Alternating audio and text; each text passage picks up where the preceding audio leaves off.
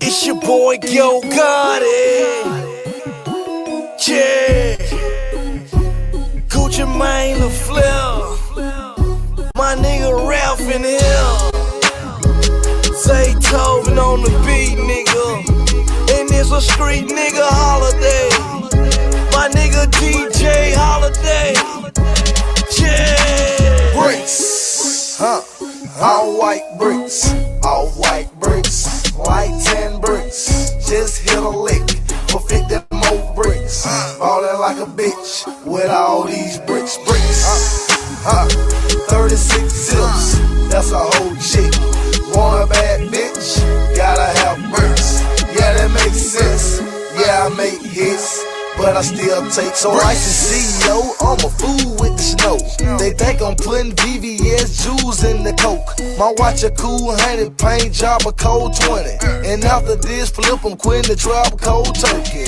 Psych, the pack in and I'm working.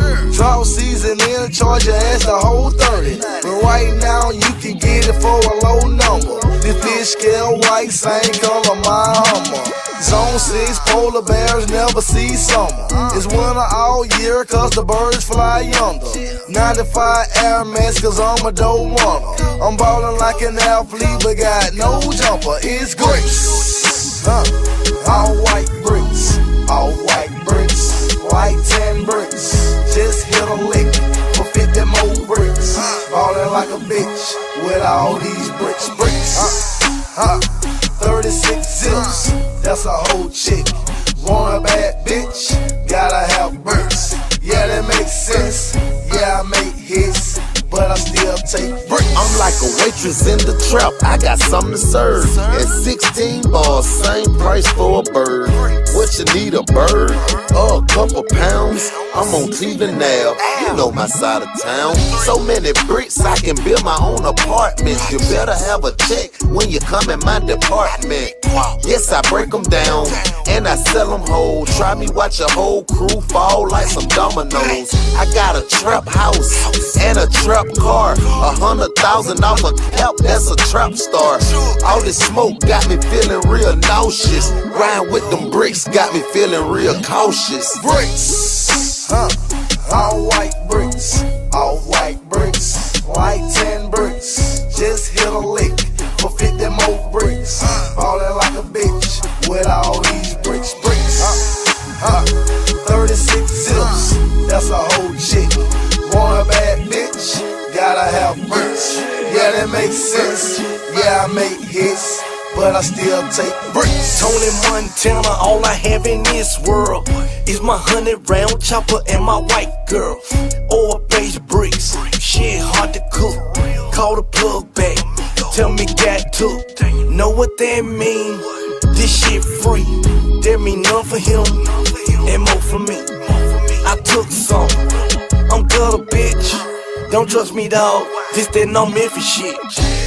Old school, new Porsche, couple choppers just in case they wanna go to war. Bricks, aka my best friend. 28-inch rims, call them grown men. Dope stepped on, call it stepchild. I got that Slim Shady, we call it 8 Mile. I'm from North Memphis, Watkins and Brown, Garden Street, and nigga, this my brick house. Bricks, all white bricks, all white bricks, white 10 bricks. Just hit a lick for 50 more bricks. Ballin' like a bitch with all these bricks. 36 zips, that's a whole chick. Want a bad bitch, gotta have bricks. Yeah, that makes sense. Yeah, I make hits, but I still take bricks.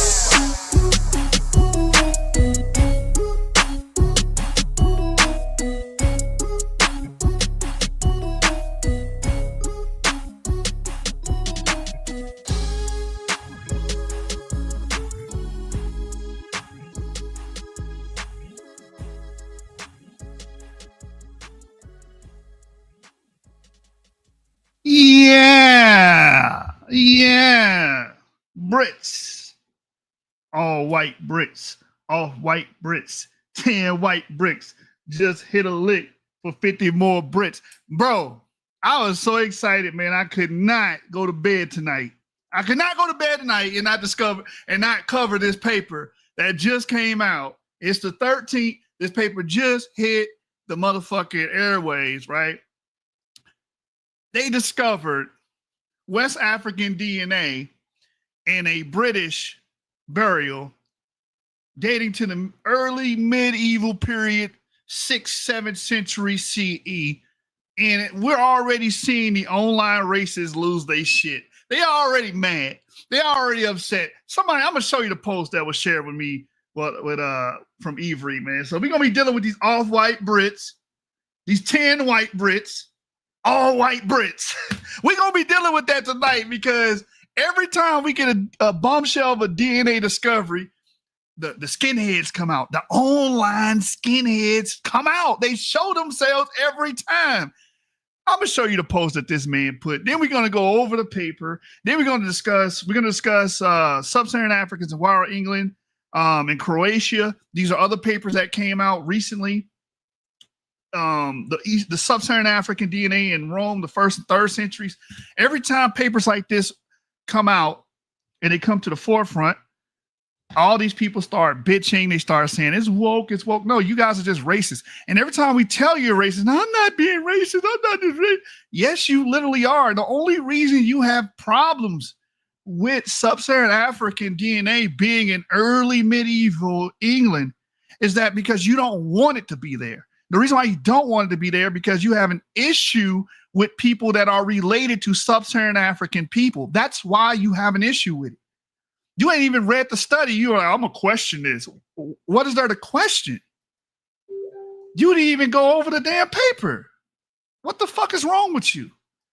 But then when we call you out on your racism, I don't care if it's a black skinhead or a white skinhead, it's the same result. Denial, denial, denial. You are obviously racist. You have an issue with anything dealing with sub-Saharan Africans.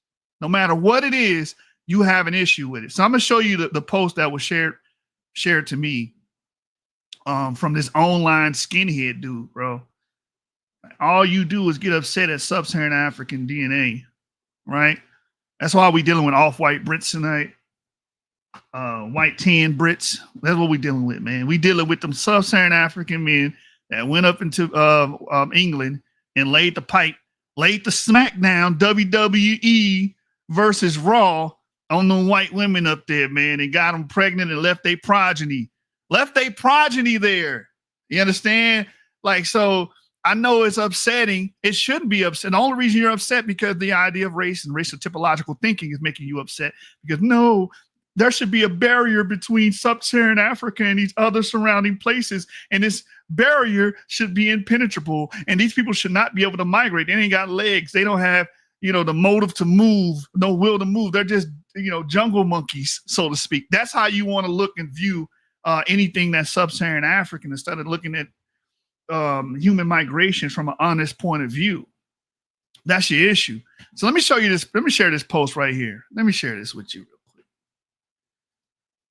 Man. Y'all have a veil over your eyes, man. I got to preach. You got Lucifer preaching tonight. Y'all got a veil over your eyes.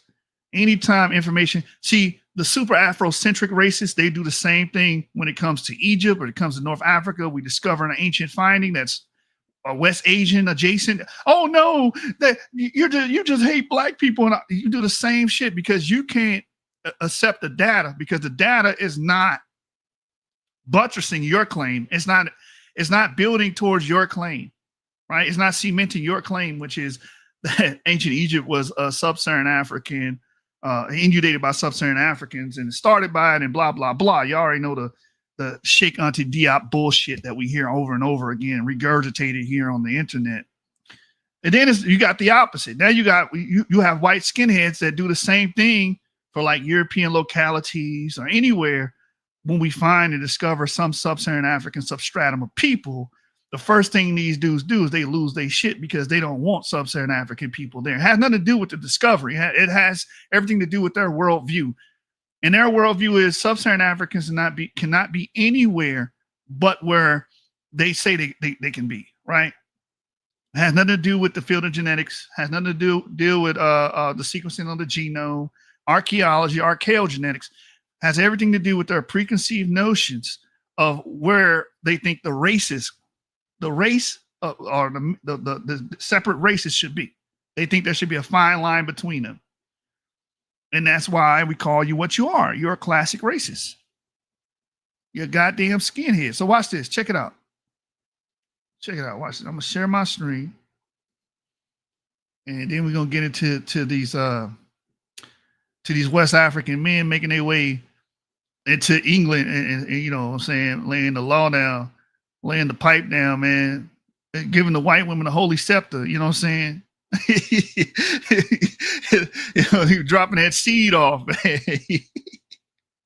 You know what I'm saying? Let me go here. So here's the post, man. As soon as the paper hit the press, fresh off the press, this dude Tom Roswell, who the hell Rossell? Somebody tell me in the chat who the hell this dude Rossell is. And look, he was looking for this paper. He was looking forward to this paper. I guess it spoiled his research or his expectations rather. It says here, I have anticipated this paper for the last 3 years. It is about the alleged diversity of Anglo-Saxon England.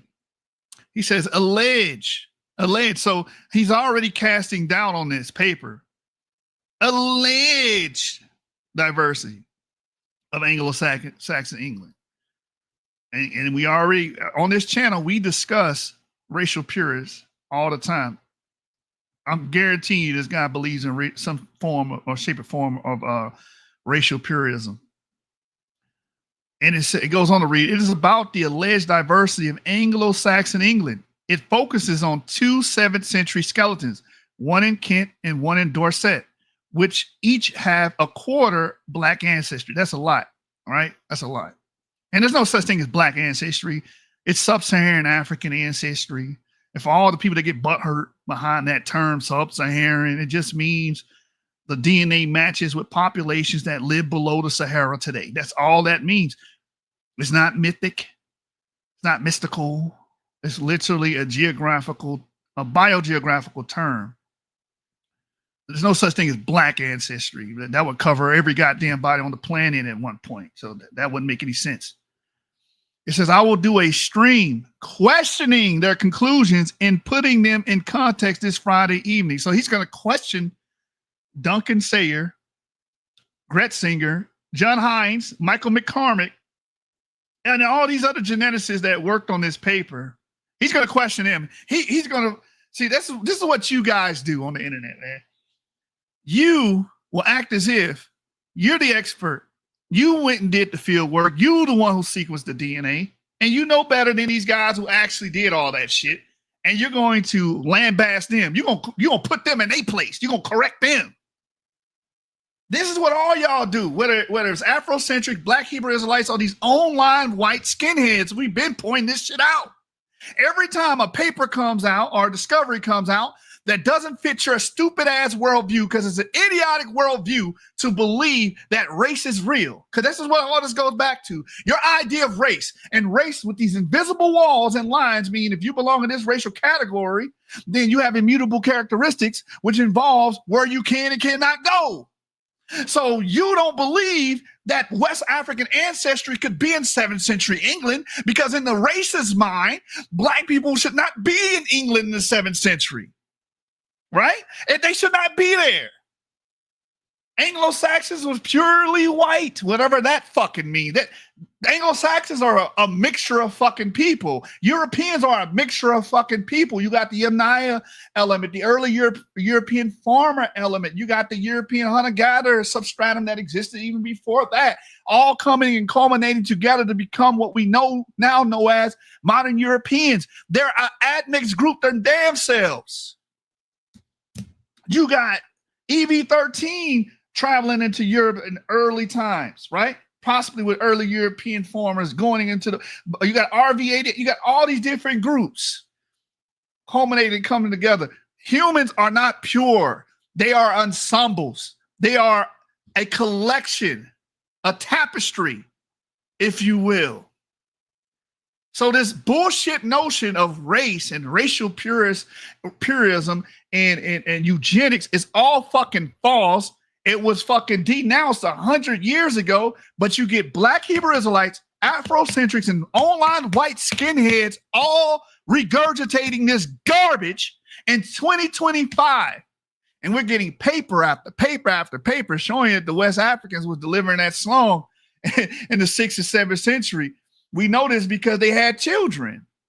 We see the DNA in the children. We see it right there in the burial. So this idiot, he's going to question, let me question these motherfuckers. Alleged diversity. Another thing, human diversity is a good thing because if you become too inbred, you die off. You become sterile. You cannot have an offspring. So it's a good thing that we diversify our gene pool. It's a good thing that we go out and we venture off and men and women marry different varieties of humans, a Homo sapiens sapien. That is a good thing. That's why we survive so long.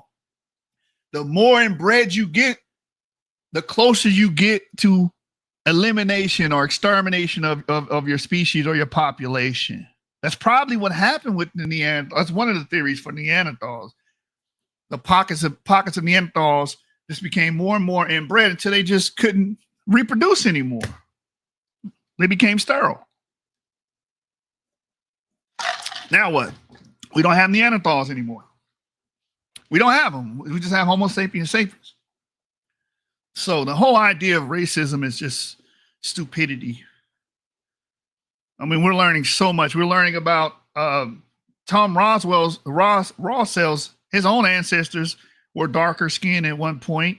His own ancestors, even before this, interacted in some capacity with what we would call sub-Saharan African migrants, right? We're getting all of this information thanks to archaeogenetics, thanks for these genomes being sequenced from the skeletal remains that are being exhumed from these burial sites. And this one in particular is painting the picture that black men, or as you say, sub-Saharan African men, was up there clapping white British cheeks, man, Anglo-Saxon cheeks, man. They was piping them down, man. They was delivering the Mandinka Mandingo, man. That's what they was getting. You got to deal with it, nigga. That makes your stomach turn, huh? You racist son of a bitch.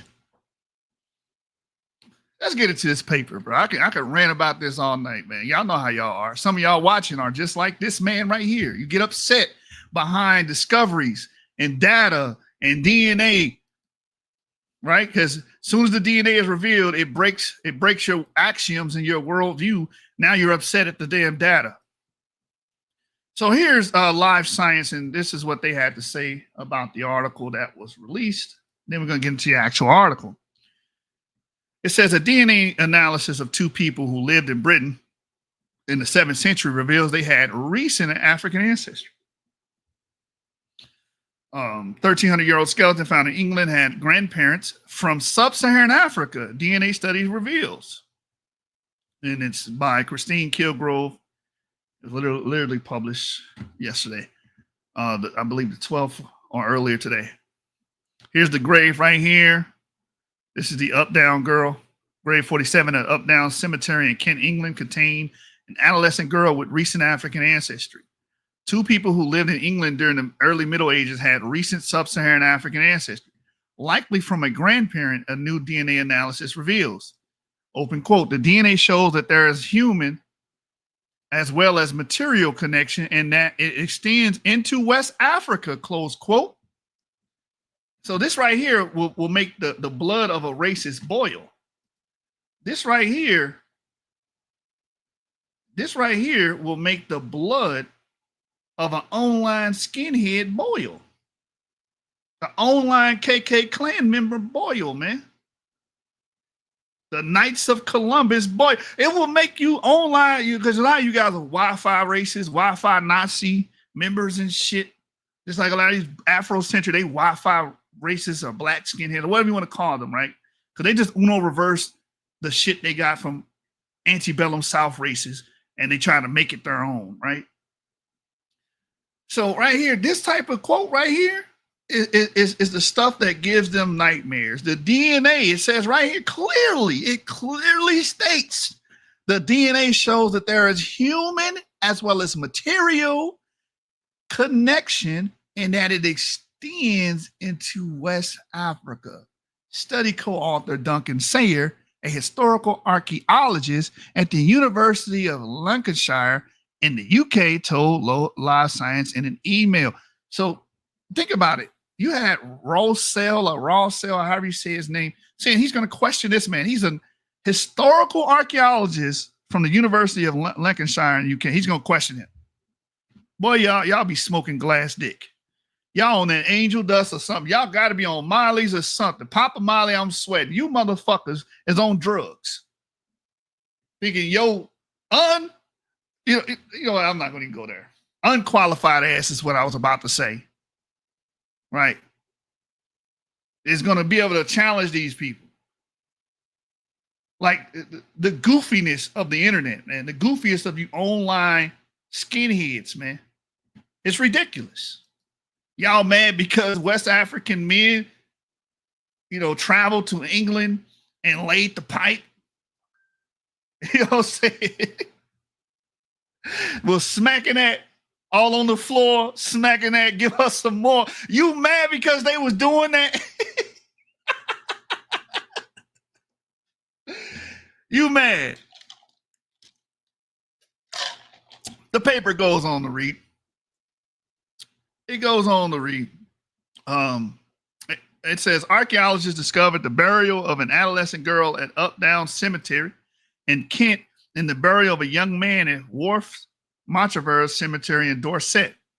Both cemeteries located in southern Britain were dated to the 7th century after the fall of the Roman Empire when Anglo-Saxon peoples occupied the island. So this is why he said, the alleged diversity of Anglo-Saxon people. It says DNA analysis of 5 people buried at Updown and 18 people buried at Wharf Montravers found that most of these individuals had Northern European or Western British and Irish ancestry. Researchers reported in 2022. But when they sequenced the DNA of the girl buried in grave 47 at Updown, they realized her ancestry came from an entirely different continent. In 2 studies published Wednesday, August 13 in the journal Antiquity, researchers detailed the unusual genetic backgrounds of the girl from Updown and the young man from Wharf Montravers. Analysis of the young people's mitochondrial DNA, which is passed from mother to child, revealed that they both had mothers who were likely from Northern Europe. But their autosomal DNA, which comes from chromosomes that do not code for biological sex, showed clear signals of non-European ancestry. So we're going to get into that, man. We're going to get into that. We're going to get into what that non-European ancestry was. Open quote, both individuals thus show genetically and geographically mixed descent, close quote, and had an estimated 20 to 40% ancestry characteristic of sub-Saharan Africa. Sayer and colleagues wrote in the study, Updown's girl's DNA had affinity to that of present-day Yoruba, Mende, Mandinka, and Isan groups the team found. So, like I said, it was receiving that Mandingo. You know what I mean? This is what was happening, bro. And we know it didn't come from the mother side. This definitely came from the father side. Girl, give me that. Girl, give me that. Girl, give me that. Girl, give me that. Girl, give me that. Girl, give me that. Girl, give me that. Girl, give me that. You know you want it, girl. Don't act like you don't want it, girl. I want it just as bad as you do. And look, see, I can tell from this lit vibe, you got me feeling that you dig me, boo, I'm digging you too. You wanna be one of the chosen few? Then go and dig up in this motherfucker. Maybe me and you can do it big up in this motherfucker. Sit you in the crib where you can chill, don't have to move a muscle. Give you something be good, now you be good, daddy gon' hustle. Come here, let me whisper in your ear, I gotta tell you something. Listening to this song kinda make a nigga want something. Did some daydreaming, now I'm feeling like I'm on something. Girl, don't hold it from me, cause right now I be the strong on it. I ain't the type to ruin your life by running game and throwing your dreams. Getting your brain, teach your game, ease your pain and show you things. Sit you on some leather seats while blowing green and switching lanes. Girl, stop playing, let me beat it out the frame. Girl, give me that pussy. Girl, give me that. Girl, give me that. Yeah, girl, give me that pussy. Girl, give me that. Girl, give me that. Yeah, girl, give me that pussy. Girl, give me that. Girl, give me that. Yeah, girl, give me that pussy. Girl, give me that. Girl, give me that. That's what was going on, man. That's what was going on. The West Africans. Hey, it is what it is, nigga. DNA don't lie, nigga. 20 to 40% ancestry characteristic of sub-Saharan Africa. Sayer and colleagues wrote in the study. Updown's girl DNA had affinity to that of present-day Yoruba, Mende, Mandinka, and Isan groups, the team found. Based on a statistical model, the researchers proposed that both people had a grandparent with African ancestry, possibly from similar groups that left sub-Saharan Africa between the mid-6th and early 7th centuries. The fact that these individuals were buried with their community suggests they were valued by their peers, the authors wrote in the study. So it wasn't no line between them. There was no line to separate them. They wasn't like, oh, societal outcasts or anything like that. No, they was up there beating them white girls' backs in, man. They was a part of the family. They was up there laying the smack down, man. You know what I'm saying? Tell them girls, give me that. You know what I'm saying? That's what was happening. That's what was taking place. We speaking actual fact. What old boy in prison say? Figaro facts. What B Brave say? We speaking Figaro facts, man. The fuck is you talking about? Anyway, here's the human skeletons in the double burial in Worth, Montreverse, England. One person had recent African ancestry. It says the up-down girl was buried with a knife, a spoon, a bone comb near her left hip, and a decorated pot from Frankish Gaul at her feet. DNA analysis also revealed that she had biological relatives in the same cemetery. The Worth Montreverse young man, on the other hand, was buried in a double grave with an older man he was not biologically related to, which is going to be a key point, actually. That's another, this is me talking right now, not the article. That's another proof case that these people were not seen as outsiders because they're being buried with other groups of people that are not even related to them. So that's showing you that they're welcome in this community for them to be buried along other people, right? That they're not even, remotely related to. With that being stated, it says Tracy Prowse, a bioarchaeologist at McMaster University in Ontario, who was not involved in the studies, told Live Science in an email that the researchers do a good job of discussing the historical evidence for trade between parts of Africa and northern countries. Given previous discoveries of diverse individuals dating back to the Roman Empire, including the ivory bangle lady found in York, who may have had North African ancestry, open quote, the presence of these individuals at Updown in Worth Montreverse in the 7th century Britain isn't terribly surprising, close quote, Prowse said. This is the thing. This is me talking, not the article. It shouldn't be surprising at all because we're getting all of these DNA samples revealing that, this has been a thing for a while. Migrations have happened, A small substratum of people have made their way from West Africa into what we know as Europe. We had, again, the Croatia paper showed that. And the Croatia paper dropped two bombshells. One, we had a sample that had E1B1A, a downstream of E1B1A, but it didn't have any sub-Saharan African ancestry. But then you had another sample within that same burial that did have sub-Saharan ancestry that didn't even have I don't believe it had a sub-Saharan African haplogroup. So the sub-Saharan African DNA was indirect. So we do understand that there was sub-Saharan African migrations. And I think that Croatia paper was dealing with the 3rd century CE. So yeah, we're getting all these papers, these Roman papers, early European, early medieval period is showing you that there is some sub-Saharan African introgression happening and taking place in these early European localities. There's no way around it. There's no way around. That's why I love the study of DNA, because all you guys fight about ancestry and identity all goddamn day. Well, okay, that's the geneticists. Let's see what the geneticists are discovering. Let's see what they're unveiling, and we'll go from there. How about we build our information and our ideas from the data, from the empirical data, instead of just making shit up and winging it like we've been doing for the last 60 to 100 years? How about we do it that way? Maybe you wouldn't be upset. Maybe you wouldn't be such a racist. Maybe you wouldn't be such a damn online Wi-Fi clan member, hide behind your keyboard on your Twitter account, saying disparaging shit about everybody that's black because you don't like them because they fit in a different racial category than you. Negro, please. Talking about I'm gonna question this article. It goes on to say, but Sayer does not think there is continuity between the Roman period people with African ancestry and the 7th century people found in southern Britain. After the Germanic Vandals sacked Rome in AD 455, they founded a kingdom in North Africa, but then the Byzantine Empire conquered them in AD 534. At the open quote, at the end of the Roman period, North Africa was conquered by the Vandals, close quote, Sayer said.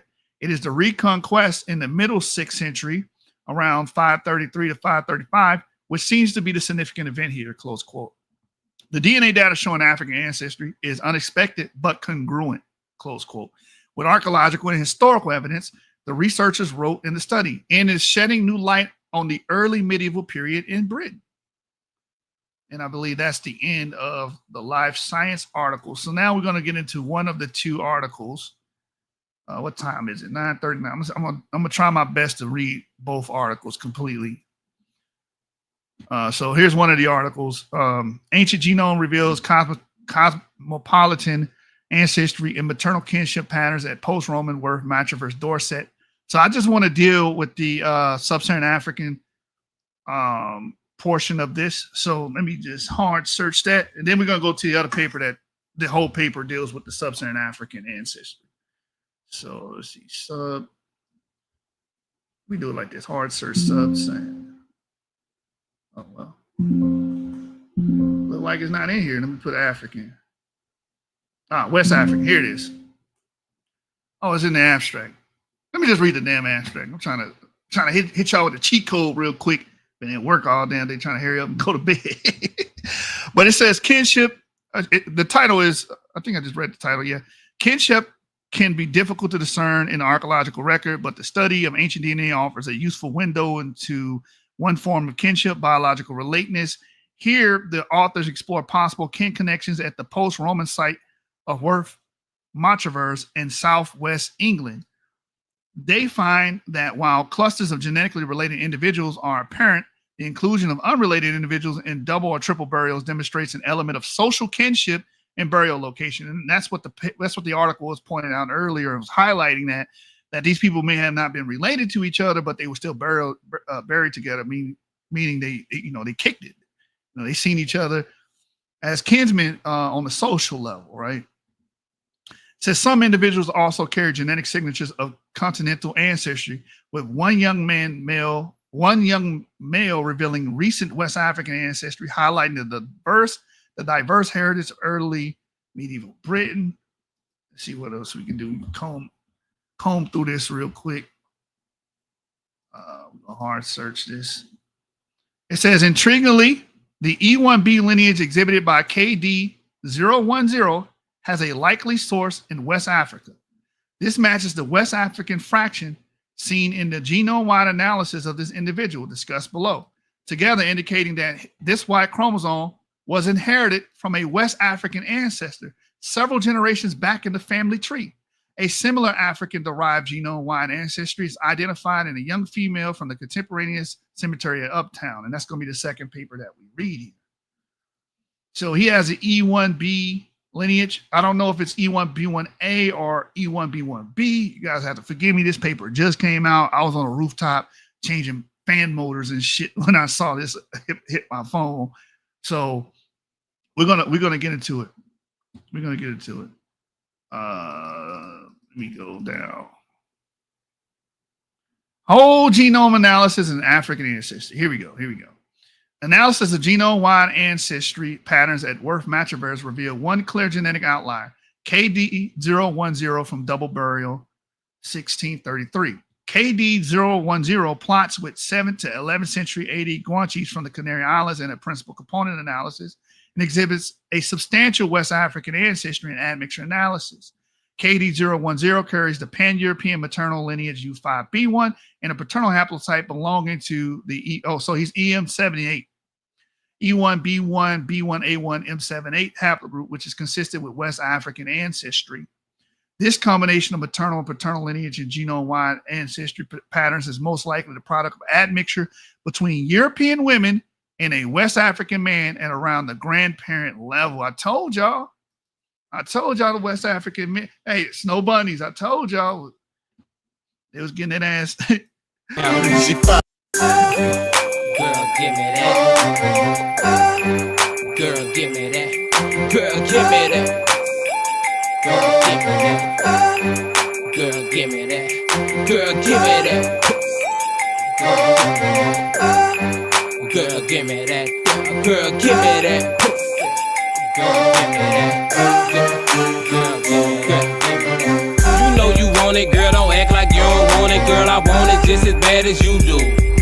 And look, see, I can tell from this lit vibe, you got me feeling that you dig me, boo, I'm digging you too. You wanna be one of the chosen few? Then go and jig up in this motherfucker. Maybe me and you can do it big up in this motherfucker. Sit you in the crib where you can chill, don't have to move a muscle. Give you something be good, now you be good, daddy gon' hustle. Come here, let me whisper in your ear, I gotta tell you something. Listening to this song kinda make a nigga want something. Did some daydreaming, now I'm feeling like I'm on something. Girl, don't hold it from me, cause right now I be the strong on it. I ain't the type to ruin your life by running game and throwing your dreams. Getting your brain, teach your game, ease your pain and show you things. Sit you on some leather seats while blowing green and switching lanes. Girl, stop playing, let me beat it at the frame. Girl, give me that pussy. Girl, give me that. Yeah, girl, give me that pussy. Girl, give me that. Girl, give me that. Yeah, girl, give me that pussy. Girl, give me that. Girl, give me that. Yeah, girl, give me that pussy. Girl, give me that. Girl, give me that. Yeah. She 5'7". I told you that's what was going on in the early medieval period in in England, man. That's what was going on. Oh man, look. Snow bunnies, man. If it ain't snowing, I ain't going. So it says EM78. So I'm guessing, I don't know what the particular clade of this EM78, but there is a particular, I think EV259 is a particular clade, descendant clade of EM78 that is West African specific. So we'll see. Anyway, but the paper is calling this man a product of West African men that mixed with European women, man. It says, as this admixture was relatively recent, it is unlikely to represent a relic from the Roman period, but instead suggests an ongoing cosmopolitanism in the post-Roman period that was not limited to the influx of northern continental ancestry, as shown by the presence of I1A2 Y chromosome haplogroup. And here's the principal component analysis displaying the worth matching for individuals alongside the other medieval ancient DNA samples from England and contemporaneous North African individuals. The blue triangle, 7th to the 11th century AD Guanches from the Canary Islands. Modern samples, the gray crosses from West Eurasia and West North Africa are shown in the underlying plot. So KD010 is the individual with sub-Saharan African DNA, and you can see modern West North Africans are all these crosses that are circled in this region here, this orange circle, and he's right there next to the West African samples in the PCA chart. It says right here, KD10. Let me see. What's the legend on this? Which one represents the African? I believe the yellow, because we know he shares with the Up Down Girl, and that's the ES7003. And in the PSA, the PCA, we see the EAS003. So I believe this is the Up Down Girl that also has Sub-Saharan African ancestry. She's clustering with other modern Western Northern African groups here. So I'm believing this yellow bar is that African DNA. It says unsupervised admixture analysis at K=8. Number of assumed ancestral groups thought to have contributed to the genetic makeup of the tested populations. Following the percentage shown in table S4, code numbers for Worth Matchverse are taken from table 1, and other codes are listed in Gretzinger et al. Most of the samples comprises the three main component characteristics of Western European hunter-gatherers, early European farmers, and Caucasus hunter-gatherers. KD010 and EAS003 up now stands out as the only individuals with a substantial yellow component, characteristic of West African populations. As you guys can see, they both have the yellow component, which is what we find in West African population. Oh, wait, KD015 also has a little bit of Sub-Saharan African DNA right there. I see a little smidget of yellow right, and then you got some yellow right there. So you got some West African ancestry there. It says, despite his genetic differences, KD010 evidently received a similar treatment in death to other individuals at the site and consumed a comparable diet during his lifetime. Notably, though, this individual was buried in a double burial alongside an older adult male with local genetic ancestry, whose head was resting on the Purbeck limestone anchor. This type of headrest, although recognized from Romano-British and early medieval periods, is extremely rare, particularly in the securely dated context. As there was no close biological kin relationship between KD010 and KD007, their double burial might suggest a possible work or social kin relationship. The presence of an anchor further suggests an association with the sea, its size implying use on either small vessel or as one of multiple anchors on a larger boat. Both seafaring connections and local coastal fishing are demonstrated in this area and time period. Of the ancestry of KD010 can be found in the OSM.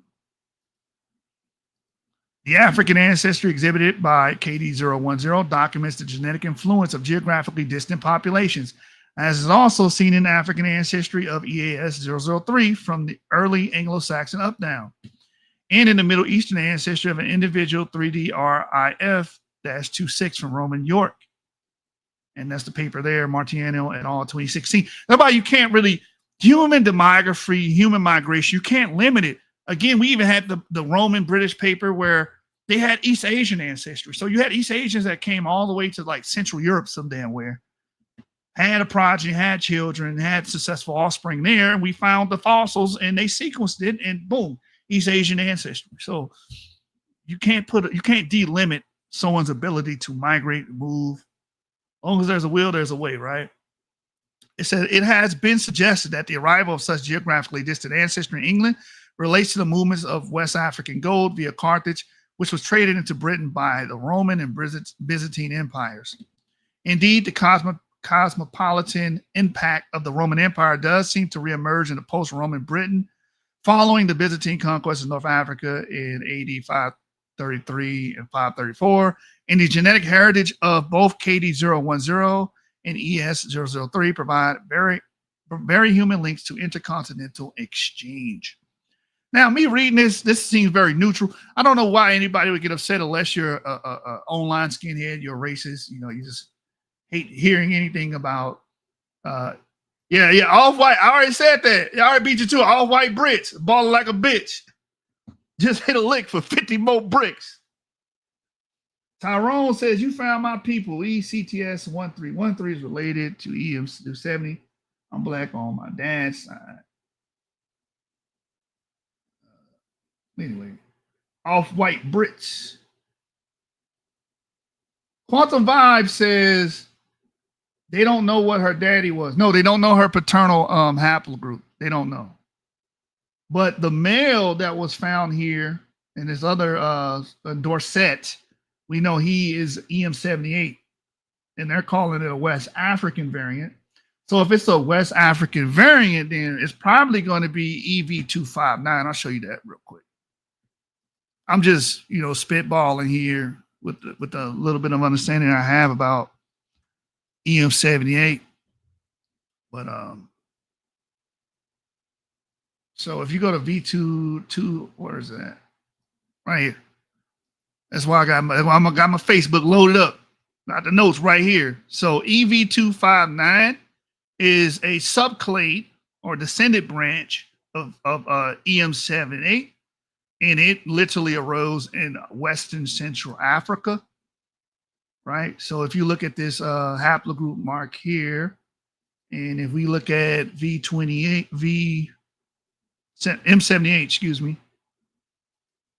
you can see M78, and then V259 is blue, which I believe the legend here, yeah, blue means it arose in Western Africa.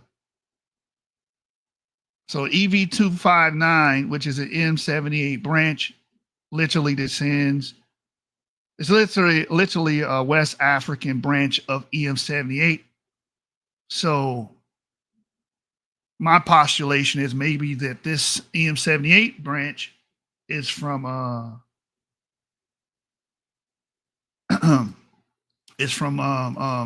that V259 possibly. That's just my little investigative journalism right there.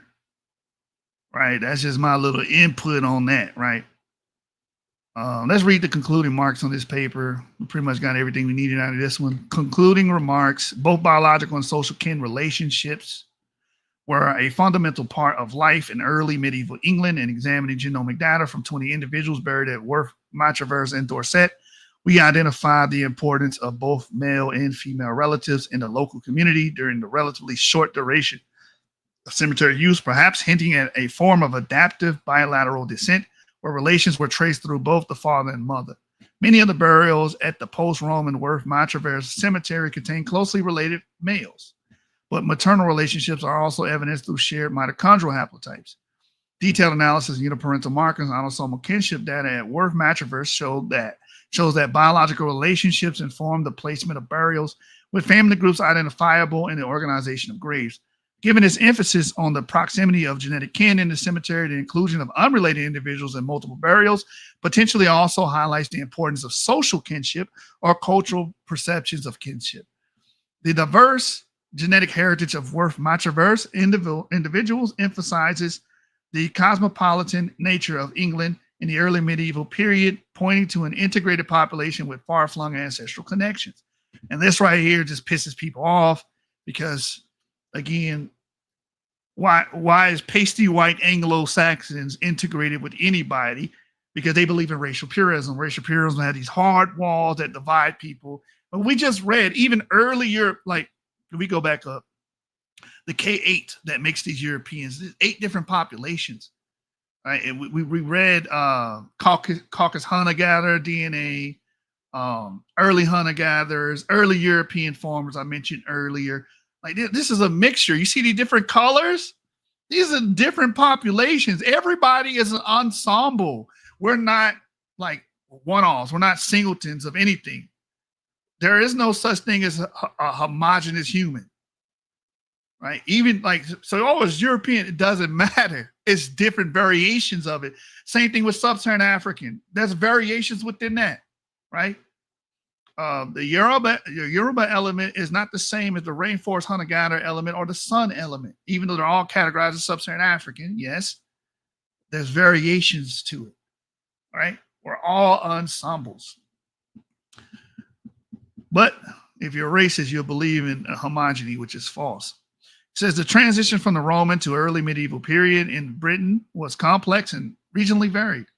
Together, the genetic and cultural evidence from Worth Matravers points to the pluralistic family histories and social bonds that created and sustained this community. Such a familial flexibility allowed this small, rural, coastal community to negotiate concepts of kinship and create new relationships during a time of considerable change.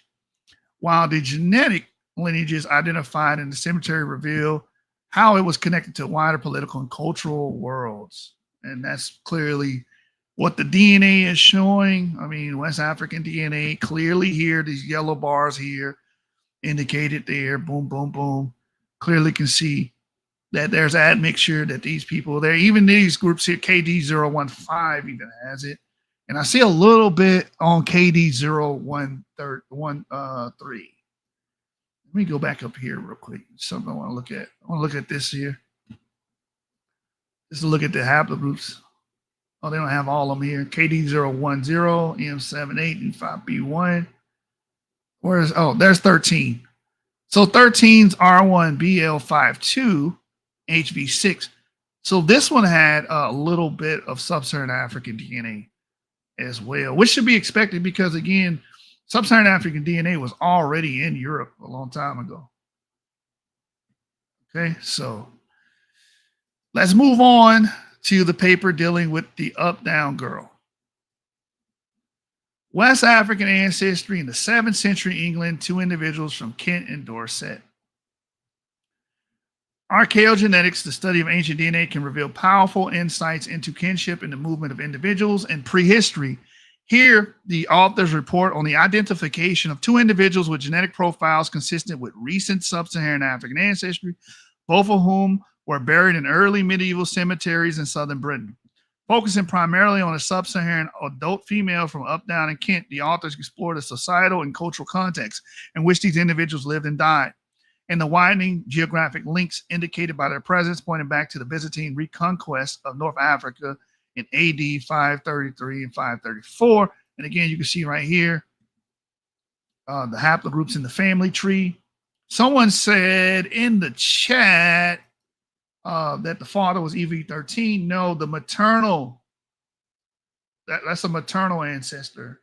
On her maternal line, there's a paternal ancestor there with EV13, but her direct paternal line, we don't know.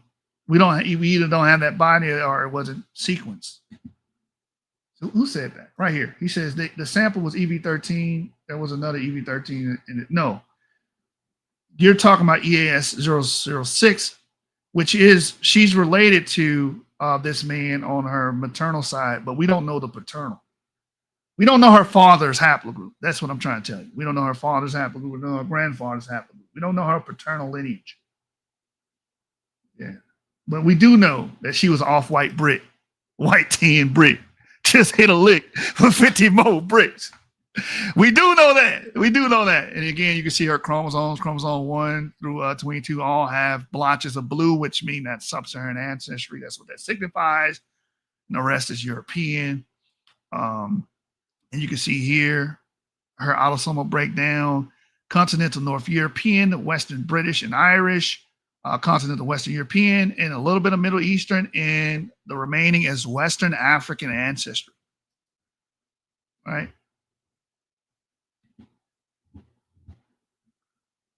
No, I understand that there was 2 EV13 samples, but what I'm telling you is that her paternal ancestry is not EV13.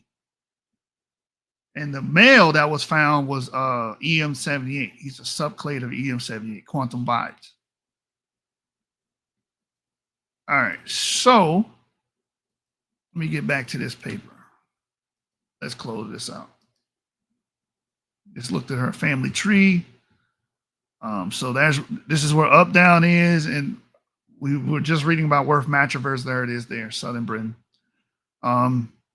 Introduction. Migration is direction, scale, and impact are much debated in European archaeology, especially in relation to cultural change in the early Middle Ages. Archaeogenetic research provides new insight into this phenomenon at population scales, concurrently revealing direct kinship between individuals within cemeteries and in combination with stable isotope analysis identify individual migrants and their lifeways. This article discusses 2 individuals buried in 7th century graves near the south coast of England at Updown, Kent, and at Worth Matravers, Dorset. Both individuals had recent ancestors in sub-Saharan West Africa. A complementary article describes the context of the Worth Matravers Cemetery, and so here we focus on the young female from Updown, as well as her grave goods and genetic relatives identified in the cemetery. The identification of these 2 individuals and recognition of their assimilation into society within which they lived and died have far-reaching implications concerning connectivity an evolution of the early medieval world. And again, a lot of people are butthurt behind that because they don't want anybody to be connected. They want humans to be stagnant. They want them to be monochrome. They want them to walk around thinking. But again, race didn't even exist during this time. The concept of race is fairly new, made up social construct. They wouldn't even know what that was. They would be fucking puzzled if you came there and said, hey, this person is of the black tribe and a black ancestry. You can't fuck with them. You can't put your dick in her. They wouldn't know what that was. Anyway, motherfuckers is weird. So let's go to the ancient DNA. The ancient DNA was retrieved from a petrous bone from the up-down grade 47, EAS 003, and it was possible to reconstruct approximately half of the genome from the sequences. Single nucleotide polymorphisms, or SNPs, coverage on the autosomes, as well as relative coverage on the X and Y chromosome. Determine the sex of the individual as female. Osteological evidence suggests that she died around the age of 11 and 13 years. The maternal lineage of this individual represents mitochondrial DNA, haplogroup U5B1, specifically U5B1C2B, which is common in Northern Europe. Yet her autosomal DNA shows clear signals of non-European ancestry.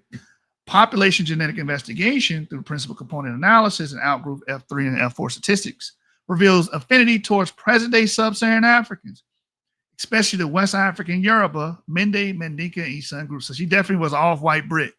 White tan Brit, just hit a lick for 50 more bricks.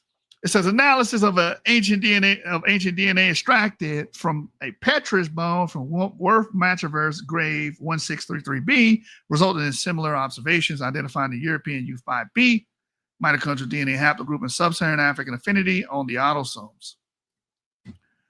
Both individuals thus show genetically and geographically mixed descent with an estimated 20 to 40% ancestry characteristics of sub-Saharan Africa. And that's that yellow bar we were looking at in the other paper. It says to explore potential genetic relationships between these two and other individuals from Up, Down, and Worth Matraverse, the software READ and ICM-LKIN were used in pairwise mismatch rates between the genomes calculated. No other individual at Worth Matraverse displays a biological relationship with the individual in grade 1633B, but at Up, Down, two females are identified as second-degree relatives of the girl in grade 47, EAS 003, and grade 34, EAS 001, the grandmother, and 45, EAS 002, the aunt. The male buried in grade 52, EAS 006, is a third-degree relative, suggesting that the female in grade 34 was his daughter and the girl in the grade 47, therefore his granddaughter. This is the individual with V13. Says the females in grades 34 and 45 also carry mitochondrial DNA haplogroup U5B1C2B, implying a single line of maternal descent. This suggests that the woman in grade 45 is a maternal aunt of the female in grade 47. The male in grade 52 carries the Y chromosome haplogroup EB13, which is unusual in Northern Europe and more characteristic of Southern Italy, the Balkans, and Greece. But neither he nor his daughter, grade 34, or granddaughter, grade 45, exhibits any measurable sub-Saharan African ancestry. And here's the graves. Again, here's the genetic family tree that we just looked at and the breakdown.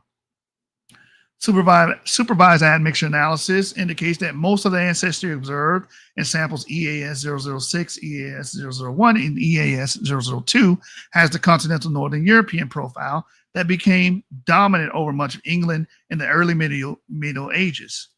As a result of migration from the North Sea Zone, there are only minor fractions of continental Western European ancestry and Western British ancestry. Such a profile is typical in southern Eastern England, especially Kent in the early post-Roman period, 5th to 7th century AD, and may represent more subtly demographic input compared with East Anglia and further north. If the reconstructed genealogy is correct, the 20 to 40% sub-Saharan ancestry of the female in grade 47 must therefore derive from her paternal line, from which no relatives have yet been identified at Up, Down. I told you. They was laying that wood, man. They was trying to be Jesus. Jesus was a carpenter. So these West Africans was following Christ. They was following Christ. They were trying to be Christ-like. They was up there being masters of carpentry. They was laying the wood. In England, that's the story, bro. End of discussion. They were laying it up. You know what I'm saying? They went out there to give her that lumber. You know what I'm saying? That's what happened. That's what happened. Why y'all getting mad? Why y'all upset, man? Why you racist on here upset? Why you why you mad, man? Anyway, let's get back. The software Alder dates and roll-off were used to estimate probable admixture dates for the individual in grade 47. Using present-day East Side and early medieval genomes from England as admixture sources, Alder suggests a distance of 3.47 generations at a 95% confidence interval, 0 to 10 generations. So that's very recent. 3 generations, that's 29, 30, 60, about 90, 100 years. Roll off and dates estimate slightly older admixture dates, albeit with large 95% confidence intervals, suggesting that these two struggle to identify recent admixture in single genomes. Thus, we may conclude that the admixture event was recent. The inferred admixture dates and estimated ancestry proportions imply that one paternal grandparent of the individual within grade 47 was of entirely sub-Saharan African descent. So, again, 3.47 generations, that's about 100 years before this woman was born. This person was probably in a sub-Saharan African locality. It says the similar proportions for the sub-Saharan ancestry of the individual within grave 1633b at Worth Matravers and the congruous presence of U5b mitochondrial DNA haplotype imply a genetic background analogous to the individual within grade 47 and up down. The recent admixture of distinctively West African DNA, most likely 2 generations previously. While the low coverage of the I11570 ancient DNA sample and the absence of identified genetic relatives within the Worth Matravers cemetery prevent further inference about his family history, Graves 1633b differs from up-down grave 47, exhibiting predominantly Western British ancestry at 77.4 plus or minus 8.4%, consistent with the wider sample Worth Matravers population. Thus, early medieval individuals with West African ancestry are identified both in part of Britain directly affected by the Anglo-Saxon migration and a community characterized by genetic continuity through the Roman period from the Iron Age. Then it goes into the radiocarbon dating. I'm not to go into that. Let's go to Up-Down Girl. The sub-adult female in grade 47 and Up-Down was buried with a knife, a spoon, a bone comb, and decorated pot. The biconical pot placed near her feet was a fine wheel-turned product. Comparable vessels are familiar in contemporary Kentish cemeteries, and most were imported from Frankish Gaul. The incised interlaced decoration in bands around the body of this pot is, however, unparalleled, and this could be one of the few specimens for which local manufacture seem possible. And here's a photograph of that grave. Again, we saw this in the article, in the Science Direct article. The comb, spoon, and knife were found by the left hip and fragments of sheet copper alloy mounts, may be remnants of a bag within which these items were arranged. The knife is a familiar utilitarian item, but the other 2 objects have potentially richer implications. Spoons could also be used as pendants or amulets. The finest examples from Anglo-Saxon graves represent the continuing Byzantine and continental production of silver spoons of a Roman pattern. For example, at Sutton Hoo, Mound 1 in Prittlewell chamber grave. Small spatulate iron spoons are a feature of 7th century burials in Kent, where they have been found at Dover Buckland, Hallbarrow and Sibbertwolds, as well as Burwell and Cambridgeshire. I'm probably butchering these names. It says a second specimen from up down was found again with a comb made of an antler at the left hip of the young adult in grade 45, the individual identified as the maternal aunt of Up-Down Girl. Also, cylindrical work boxes were found in graves 34 and 45 at Up-Down. This artifact type, like the spoon, has also been linked to symbolism associated with the introduction of Christianity. Also, these was probably Christians. Combs occur regularly in early Anglo-Saxon female inhumations, though not profusely. A 3-piece double-sided composite design made from antler is a long-lived type familiar from the 5th century onwards. A finer comb type introduced in the 7th century is a single-sided composite. The fragment of a small double-sided comb in grade 47 conceivably represents a keepsake or gift, as does the comb from grade 45. Though in this case, the comb type is not recorded, as it has apparently been lost. These combs are cosmetic items used in grooming or cleaning. Attributes the miniature combs frequently found in cremations to a metaphorical strategy of rebuilding the corporally of the dead, the corporeality of the dead. The location of combs by the head in some inhumations suggests they had been worn to ornament the hair, becoming part of the individual's outward appearance. Acts of personal grooming could be performed in public, the combs becoming fundamental to a person's corporeality and how they were perceived by others. The transformation of physical appearance was important in many prehistoric African bodily presentations. While grooming and rituals involved combs, may suggest these items held amuletic and ritual properties. So basically, they're postulating that this comb ornament has some connection to the African ancestry or African ancestors of this individual. That's what I gathered from reading that. It goes on to say Buckland Dover, grave 110, in Burwell, grave 83, are graves of adult women with the same combination of a comb and iron spoon spatula. Combs are most frequently found accompanying women over the age of 20 years. The burial of a subadult at up down with objects anticipating a typically adult female presentation is not irregular, but its components may still be interpreted in terms of their specific context. The Black British artist Jade Montserrat notes that a woman's hair is deeply rooted in her identity and heritage, referring to the fashion of straightening hair in line with European aesthetics, conceivably an experience shared by an up-down girl. Her African ancestry may or may not have been visible in aspects of hair type, facial features, and skin tone. Her skull is only partially intact, limiting the scope of metrical correlates of her ancestry. A fairly broad interorbital span of 24.7 mm in the nasal region could reflect African ancestry, although caution is essential in respect due to level of preservation, taphonomic changes, and limited availability of comparative data. Nonetheless, the eclectic assemblage of artifacts that she was buried with embodies wide sources of influence, like her ancestry, the gathering of familiar objects for a unique context. This girl's burial imposed societal norms upon her that might be meaningfully comparable with pressures experienced by young women of African descent today. Archaeologically, this individual grave tells subtly of experiences among the better off alongside a royal center. This early medieval population included immigrants and their descendants, women exogamously married, and travelers passed through from near and far and used Christian symbolism. So basically, this whole portion here, they're probably saying that she was trying to fashion her hair to look like everybody else's hair, which would be more straight. That's what I got from this. But they don't know if her hair was quote unquote kinky or not. They don't know that for sure, but they're just assuming that.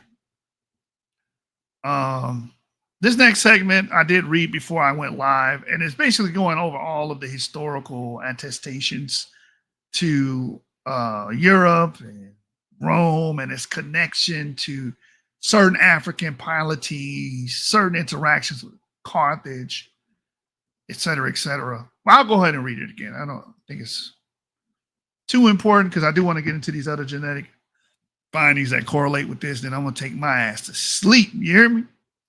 I've been at it since 6. Quantum says, I see why the white boy was sus about the study. Yeah, I'm gonna tell you why he was. I'm gonna tell you why.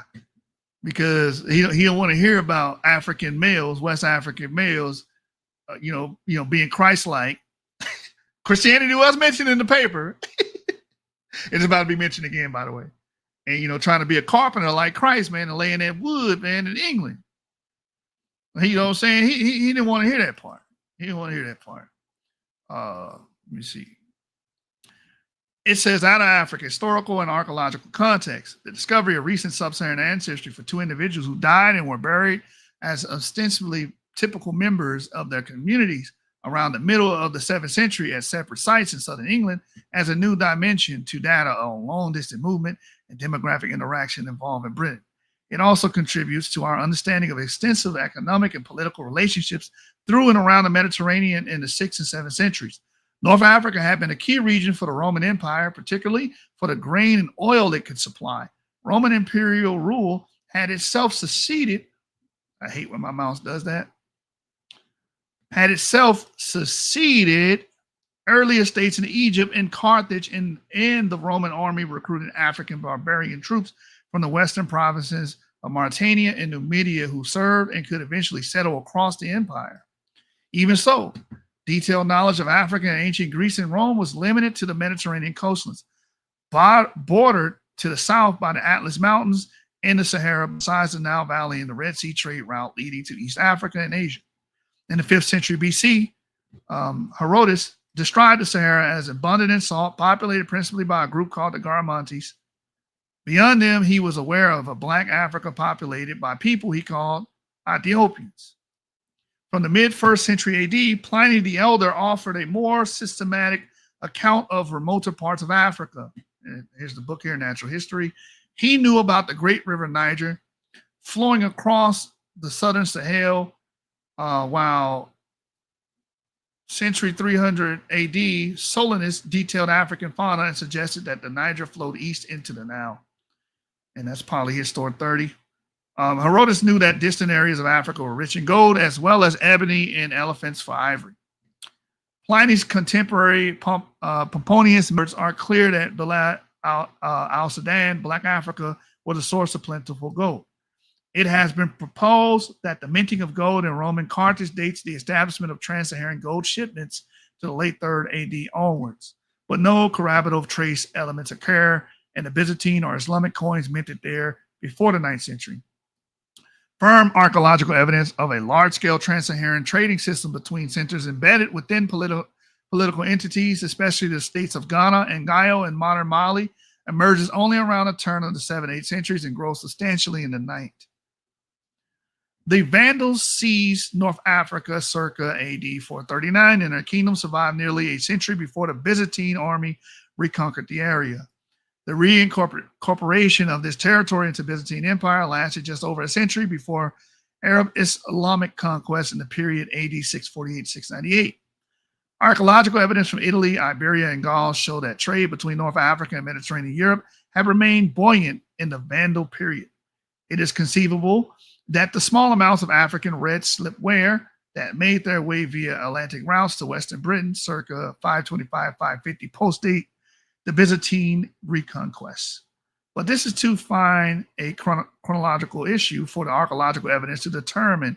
This trade identifies a link that is chronologically and geographically proximate to that of the ancient DNA evidence presented here, though these distinct fields of evidence do not quite join up. Concurrently, bubonic plague, Yersinia pestis traveled along shipping routes from Egypt to Constantinople by the spring of 542 AD. Within a few years, the pandemic has spread to Spain, France, Bavaria, and England, and highlighting the persistent movement of goods and people. Counting 2 to 4 generations, about 25 years back from the mid-7th century, implies that genetically part African individuals buried at Up, Down, and Worth Montraverse were descended from ancestors who probably left the southern Sahel between mid-6th and early 7th centuries. This points to the period of Byzantine control of North Africa, as that in which whatever contacts and exchanges facilitated the distinctive genetic makeup of these people were embedded. By the late 6th and 7th centuries, Byzantine cultural preeminence was highly influential, even in distant England. Byzantine coins made their way via the continent to Britain, and Byzantine costume and jewelry fashions are evident in 7th century female grave assemblages. These long-distance lines of commerce and exchange have, however, hitherto focused historically and archaeological attention primarily to west to east axis, running through southeastern Europe from Asia, bringing exotica such as silk thread and textiles, cowrie shells, amethysts, and garnets to Britain. A tantalizing contemporary story of a ship laden with grain sailing from Alexandria to Britain in the early 7th century and returning with a load of tin turned miraculously into silver implies that this was an exceptional voyage rather than a regular trade route. Yet there is abundant evidence of pathways by which individuals of recent West African ancestry could have traveled to mid-7th century southern Britain. It is significant that it is human DNA, and therefore the movement of people that now expands our awareness of the range of long-distance interactions further south to sub-Saharan Africa. There was substantial trans-Saharan slave trading to the Caliphate by the 9th and 10th centuries, but there is no reason to believe that Black Africans were falling falling victim to large-scale enslavement and trafficking as early as AD 600. So, the skinheads can come down. They can't use that excuse. Oh, they're just slaves. No, they're not. They were incorporated individuals into Southern Britain society. They were, seen as everybody else. They were seen as equals, buried with their compatriots, if you will. It says, although lamenting such behavior is possible in any historical circumstances, in the two cases discussed here, the eventual outcome of opportunistic movement along important trade routes is more plausible scenario. So they probably was like, okay, we're going to move up here. They got it busting up there, trade going, goods. We making money up here. It's probably a better situation. The same reason why you would move today. Like, I'm going to move over here. It's a better economical situation. Maybe that was the impetus that made these West African, seems like men, move into Europe and crack these white women. He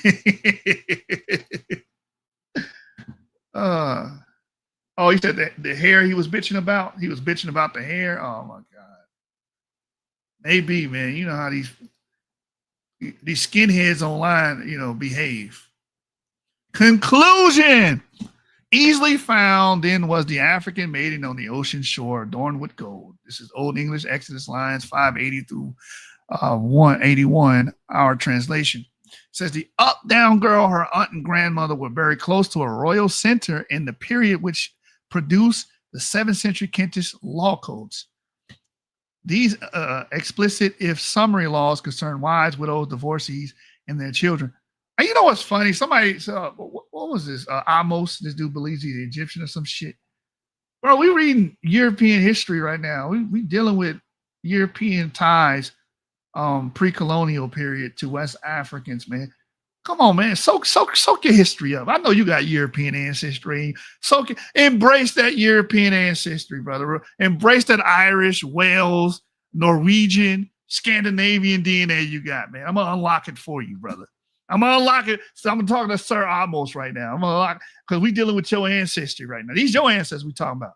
That Northern European ancestry, you know what I'm saying? That British ancestry, that British Irish ancestry, that's your ancestry too, brother. It's time for you to get in line. It's time for you to get in line and rearrange your mind, man. Anyway, it says these explicit and summary laws concern wives, widows, divorcees, and their children, and demonstrate that the patriline of husband and father was fundamental to society, to social identity and rights. The complete incorporation of up-down girl within her community and its custom strongly implies that her father and potentially the deeper paternal line was known to that community. So again, there was no discrimination. It looks as if these people were accepted to the wider society within the Kentish culture and Kentish peoples, right? So it looks like there was no distinction here, man.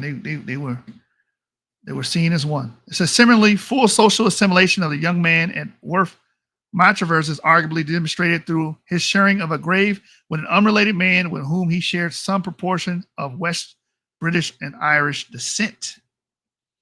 You know how my brother Sir Amos, that's in the comments, he shares West British and Irish descent as well, just like him.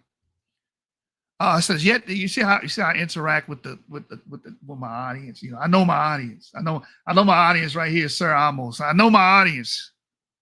I know you a European admix.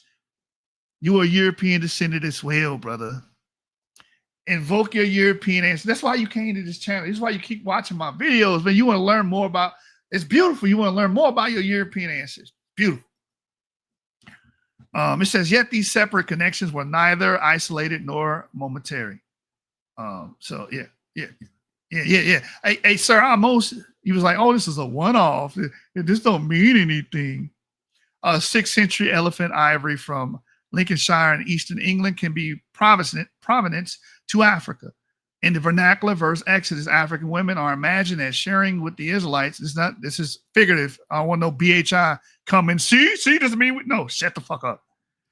Y'all ruin everything with your stupid ass beliefs.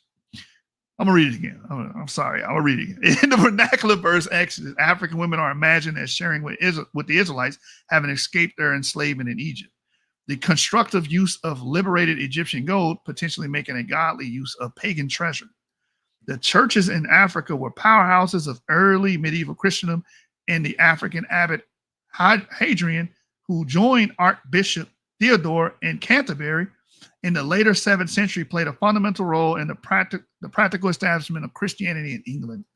Archaeological, literary, and historical sources help us to contextualize this unexpected but congruent new information from archaeogenetics on the breadth of horizons informing the early medieval sphere, and that's the motherfucking deal. So from here, I want to go and just establish that this sub-Saharan African DNA isn't a one-off. It's none of that.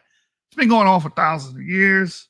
Some of it can even be dated to the Paleolithic period, and I'm going to demonstrate that briefly. So this paper, I know I've been very, very busy out here, man, trying to get this. I'm trying to squeeze a booger out of Abraham Lincoln, you know what I'm saying? That's what I'm trying to do. You know what I'm saying? So I'm going to cover this paper. I promise you guys, I am going to cover this paper in its entirety. I was planning on doing it.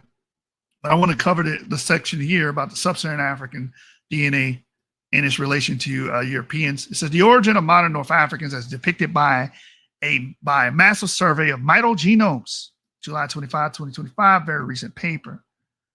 And it basically says the population of North Africa can be traced back to Eurasia, North Africa, and Sub-Saharan Africa. So I want to deal with the portion. There should be a map here. So I did bring this up in my European migrants into West Africa. As you can see, Niger has European mitogenomes. So these women were coming down. See, they got it both ways. You know, West African men was tagging that ass in Niger and Nigeria, and they was tagging their ass in Britain. They got it both ways. This is a corridor, a bidirectional corridor, right? I want to go to this portion here, the Eurasian component, then it goes to the Sub-Saharan African component. Let's get into it. The Sub-Saharan African component. So it says the Sub-Saharan contribution defined by Sub-Saharan L lineages. And again, I'm reading this to establish that this DNA, this genetic connection between West Africans or Sub-Saharan Africans and Europeans, it's very old. It's very old. It's not something that just happened in the 6th and 7th century. It's very old, and it's reoccurring. So the Sub-Saharan contribution defined by Sub-Saharan L lineages was observed in all North African regions at different frequencies without a specific trend in the north-south or east-west direction. Indeed, macro haplogroup L reaches frequencies of 26.5% in Tunisia, 23.7% in Egypt, 19.7% in Algeria, and 15.7% in Morocco. Macro haplogroup L includes 5 clades in North African populations, i.e. haplogroups L0, L1, L2, and L3, and L4, with L2 and L3 being the most frequent. Haplogroup L2 is widely distributed across North Africa at 12% in Tunisia, around 5 to 6% in Algeria, Egypt, and around 3% in Libya and Morocco. As already observed, haplogroup L3 and L1 present in Algeria, Egypt, Morocco, and Tunisia, with frequencies ranging of around 8 to 10% and 4 to 5% respectively, are also common in Libya, as also observed and although absent in our sample. As expected, due to their sub-Saharan origin, all of the 5 lineages within macro haplogroup L mentioned above encompass mitogenomes not only from North Africa, but also from the sub-Saharan African countries included in the study, i.e. Burkina Faso, Cameroon, Chad, Niger, and Nigeria. Within haplogroup L1, and this is the part I want Amos to hear. You know, I'm trying to teach my brother, man. I'm trying to teach my brother Amos, Sir Amos. You know what I'm saying? I'm already trying to show him the ties with the Europeans, the ancient ties, the migratory routes, the bidirectional corridor. You know, I'm trying to teach him to unlock his ancestry because he need to get in tune. He need to get in tune with the rooms. You know, so I knew somebody named Runic, by the way. You know, the ancient right system of Europeans. I believe in the British Isles, right? You know, so I'm trying to get them to connect. You know, get in tune with the rooms. It says within haplogroup L1, L1B1A6, defined by 2 transitions at MPS 9755 and 14110, encompasses 10 mitogenomes in our phylogeny, most of which are from West Central Africa, 2 from Burkina Faso, 1 from Nigeria, 4 from Cameroon, 2 from Morocco, and 1 from Tunisia. This clade has been considered an example of direct input from the African continent. I want you to hear this. I want you, hey, where my brother Amos at? Where my dogs at? Bark with me now. This clade has been considered an example of direct. You see that, brother Amos? Stop claiming ancient Egypt, man. Just claim ancient Europe. You got more in common with Europeans than you do Egyptians. I'm just saying. Like, come on, bro. Come on over to the good side, man. We the great Jedis over here. We're not dark or light. You know what I'm saying? We exist somewhere in the middle, right? It says here, this clade has been considered an example of direct input from the African continent to Europe / Iberia via North Africa. We reevaluated this hypothesis in light of our new data, building a phylogenetic tree with all available L1B1A6 mitogenomes. We confirmed that haplogroup L1B1A6, I want you to hear this, dated back to almost 14,000 years ago. It's distributed in Western Africa, including mitogenomes for Western Sub-Saharan African countries, i.e. Burkina Faso, Cameroon, Guinea-Bissau, and Nigeria, from Morocco, Tunisia, and North Africa. The European mitogenomes contained in clade L1B1A6 do not form a separate subclade, but they all descend from a node dating back to around 13,000 years ago, thus setting this date as the upper limit to the initial migration event, similarly to what previously proposed by Hernandez et al., meaning that these sub-Saharan African, West African women migrated into Europe 13,000 years ago. That's what the upper limit, that's the oldest they could have got there, 13,000 years ago, right? And the graph, let me get to the graph. Where's the graph? Let me get to the graph. Hold on real quick. Where's my chart, man? I like to show y'all. I like to give y'all the visual aid. You know what I'm saying? Some of y'all, what is he talking about? I like to give you guys a visual aid. Let me see if I can find it. No, it's somewhere here in the paper. Let me see, where is that? Oh, man. Almost is hating on me, man. Well, there's a map that shows the sub-Saharan African DNA or sub-Saharan African demographic processes throughout North Africa. Conclusion. Oh, here it is. Here it is. I found it right here. It's in the conclusion. Full size image. Right. Pre-Neolithic. So older than 10,000 years, pretty much. Pre-Neolithic is pretty much going into the Paleolithic period. And this is why you guys hate the channel. This is why you don't want to hear anything I got to say, because y'all fake Egyptians don't want to understand or comprehend that the Egyptian DNA that we see is going to come from, it's coming from this direction here. And y'all hate people from this direction. Why y'all hate people from this direction? Because you guys are racial typological minded. Right. The Neolithic, we see DNA coming from Europe and DNA coming from Western Asia into North Africa. Neolithic, same thing, in sight or in situ differentiation. So they're becoming localized to North Africa during that period and forming their own particular clades in North Africa during this period, during the Neolithic. Then we got the last green Sahara, right? And you see these arrows? This is sub-Saharan African migration. And this is why I keep telling y'all, when you're descending from West African groups, you're going to be more related to this northern region, Western African region, not Northeast. You're not related to these people over here. Most of your ancestry is going to be more related to, that's not Sub-Saharan Africa, Western Sub-Saharan Africa, going to be more related to these people here, Northwest and Europe, right? You see that arrow? So we see Sub-Saharan African people migrate northward and then eventually into Europe. This is during the last green Sahara, right? Which is from 12 to 5,000 years ago. That's the time frame. So when the Sahara was green and lush, you had people moving along the Atlantic, Western Sahara, Morocco, into Iberia.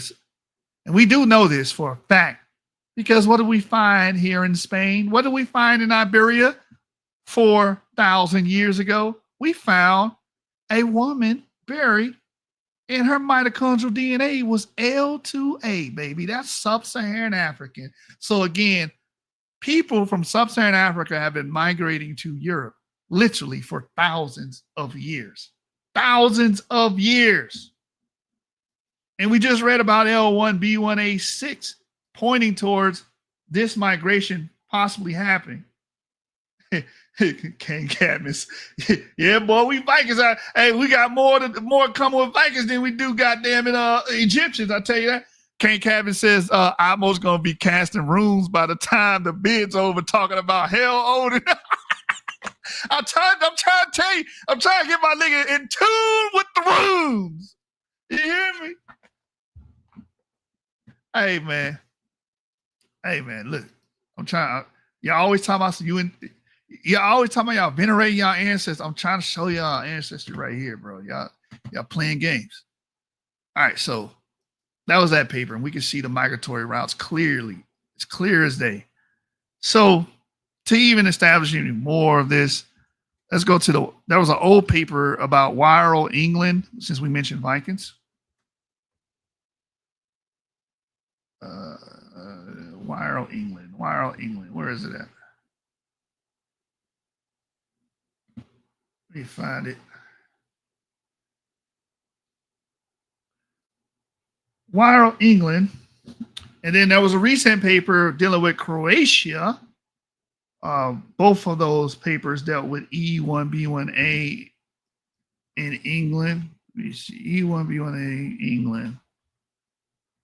I know I got it saved somewhere on my Facebook. I was looking at it before the live, man. Right here. Found it. All right. So E1B1A sample found in Wirral, England. And this is the paper here, Excavating Past Population Structures by Surname-Based Sampling, the Genetic Legacy of Vikings in Northwest England. So my man Pots and Pans put in here, we Vikings out here. We got more connections with them than we do with goddamn Egyptian. Let me see. What was I? Oh, yeah, here we go. Read the comment. So, excavating past population structures by surname, based sampling, the genetic legacy of the Vikings in Northwest England. And these are the people involved with this paper here. Jobling, Georgina R. Baldwin. And it says here, samples ascertained on the basis of 2 generations of residents were compared with independent samples based on known ancestry in the region, plus possession of a surname known from historical records to have been present there in medieval times. That's when this DNA was there. And we definitely find an E1B1A sample in what we call Wirral or WIRRAL, if I'm not saying that correctly. And if you guys can see, let me blow this up. Y'all see that? M2, E3A. And it says here clearly, out of 37 samples, Wirral, I believe 1 or 3 or 3. As you can see there, E1B1A, M2. At this time of this publication, it was titled, it was labeled E3A. It's clearly a Wirral, England sample, and it's said to be dated to the medieval period is when this introgression came in. So again, this is congruent what we're reading and learning about 2025. This paper was published 2007. This is an old paper discussing this. So, I mean, just one, it only happened once. No, this has been happening for a long ass time. So after that, let's go back and let's type in Croatia. Croatia.